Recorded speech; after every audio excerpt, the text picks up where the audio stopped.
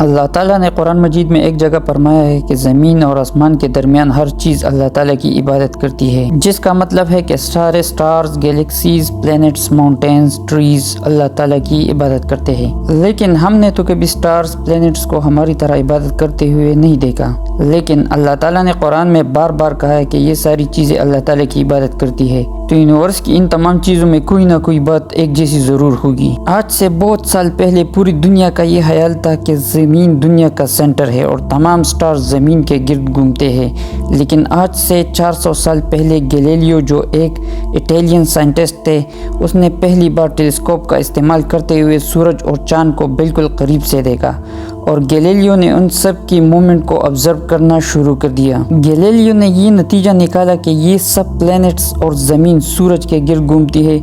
اس نے دنیا کو بتا دیا کہ یونیورس کا سینٹر زمین نہیں بلکہ سورج ہے، لیکن اس بات کو سن کر یورپ کے سارے لوگ اس کے دشمن بن گئے، کیونکہ اس زمانے کے لوگوں کا خیال تھا کہ زمین ہی یونیورس کا سینٹر ہے، جس کی وجہ سے گیلیلیو کو سزا کے طور پر ہمیشہ کے لیے گھر میں بند کر دیا گیا۔ لیکن بعد میں گیلیلیو کی تمام باتیں سچ ثابت ہوئی اور ان کے ریسرچ کو پوری دنیا نے مانا۔ گیلیلیو کے مرنے کے 350 سال بعد ان سے معافی مانگی گئی کہ ہم غلط تھے اور آپ صحیح تھے۔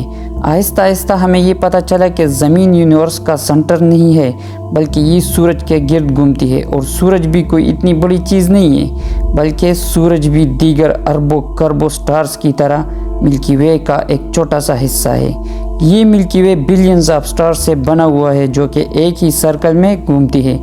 ہم تو سورج کے گرد گھوم رہے ہیں، تو یہ سورج اور اسی طرح اربوں کربوں سٹارز کس کے گرد گھوم رہے ہیں؟ تو اس سوال کا جواب یہ ہے کہ یہ سورج اور اس طرح کے اربوں کربوں star supermassive black hole کے گرد گھومتے ہیں۔ اس بلیک ہول نے، جو ہمارے سورج سے 40 لاکھ گنا بڑا ہے، پوری گیلیکسی کو ایک گول سرکل میں رکھا ہوا ہے، جس طرح ہمارے سورج نے زمین، جوپیٹر، مارس اور باقی تمام پلینٹس کو گول سرکل میں رکھا ہے۔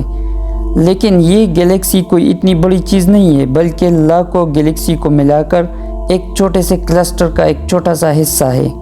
یہ لاکھوں گیلیکسی مل کر ایک کلسٹر بناتے ہیں، اور یہ کلسٹر بھی کوئی اتنی بڑی چیز نہیں ہے، بلکہ اس جیسے لاکھوں کلسٹر مل کر ایک سپر کلسٹر بناتے ہیں، اور ایسے ہزاروں سپر کلسٹر اور بھی موجود ہیں۔ اب آپ نے یہ نوٹ کیا کہ ان سارے سٹارز، پلینٹس، گیلیکسیز میں ایک چیز کامن ہے کہ اس پورے یونیورس میں ہر چیز کسی نہ کسی آبجیکٹ کے گرد گھوم رہی ہے، لیکن گھومنے کا عبادت سے کیا تعلق ہے؟ اللہ نے تو کہا ہے کہ یہ چیزیں اللہ کی عبادت کرتی ہے۔ آپ کو پتہ ہے کہ اللہ نے یہ بات کس صورت میں کہی ہے؟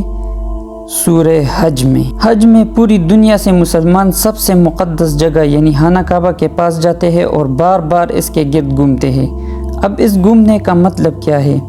جب مسلمان خانہ کعبہ کے گرد گھومتا ہے تو وہ اس وقت اکیلا نہیں گھوم رہا ہوتا، بلکہ چاند، سٹار، سورج، گیلیکسیز کے ساتھ ایک ہی عبادت میں شامل ہو جاتا ہے۔ تو یہ ساری چیزیں ہماری طرح عبادت نہیں کرتی، بلکہ ہم مکہ جا کر ان کی طرح عبادت کرتے ہیں۔ اب سوال یہ آتا ہے کہ اللہ نے اس آیت میں صرف سٹارز، گیلیکسی اور پلینٹس کا نہیں کہا، بلکہ ہر چیز جس میں پہاڑ، درخت، جانور، سب کا کہا ہے، لیکن یہ تو سرکل میں نہیں گھومتے۔ آج سے تقریباً 200 سال پہلے ریسرچ سے پتہ چلا کہ دنیا کی ہر چیز ایٹم سے بنی ہے، اور ایٹم بھی سب سے چھوٹا پارٹیکل نہیں ہے، بلکہ اس کے اندر اور بھی پارٹیکلز ہیں، جیسا کہ پروٹون، نیوٹران اور الیکٹرانز۔ پروٹون اور نیوٹران ہمیشہ ایٹم کے سینٹر میں ہوتے ہیں، اور الیکٹران ہمیشہ ان کے گرد گھوم رہے ہوتے ہیں، آلموسٹ اسی طرح جس طرح پلینٹ سورج کے گرد گھومتے ہیں، جس کا مطلب ہے کہ کائنات کی ہر چیز چاہتے یا نہ چاہتے ہوئے کسی نہ کسی چیز کا طواف کر رہی ہے۔ اور جب مسلمان خانہ کعبہ کا طواف کرنے جاتا ہے تو وہ کائنات کی چھوٹی سی چھوٹی چیز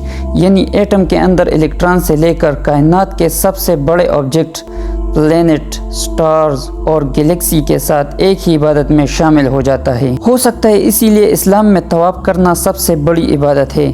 تو جب سورہ حج میں اللہ تعالیٰ نے یہ فرمایا کہ یہ ساری چیزیں اللہ کی عبادت کرتی ہے، تو یہ ہماری طرح عبادت نہیں کرتی، بلکہ ہم مکہ میں کعبہ کا طواف کر کے ان کی طرح اللہ کی عبادت کرتے ہیں۔ لیکن ان سب کی طواف کا ایک فکس ٹائم ہے، اور جب یہ ٹائم پورا ہوگا تو اس دن سب بکھر جائے گا، اور وہ دن ہوگا قیامت کا۔